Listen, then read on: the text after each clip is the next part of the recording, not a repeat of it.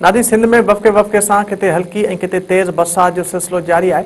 कराची, हैदराबाद, सखर, लाड़काने, जामशोरो, मीरपुर ख़ास, थरबारकर, बदीन, मटियारी, सांगड़, खैरपुर, कदरकोट, दादू, सेवण ऐं कंडियारो में बरसात बाद रोडनि ते पाणी बीह वियो आहे।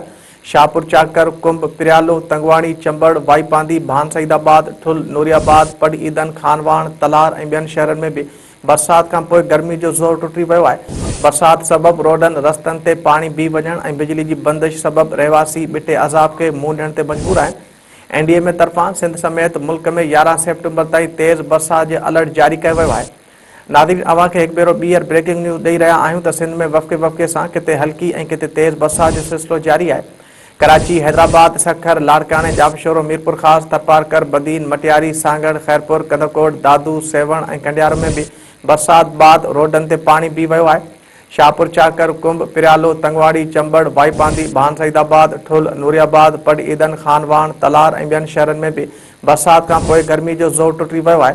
बरसात सबब रोडनि रस्तनि ते पाणी बीह वञण ऐं बिजली जी बंदिश सबब रहवासी बिटे अज़ाब खे मुंहुं ॾियण ते मजबूर आहिनि।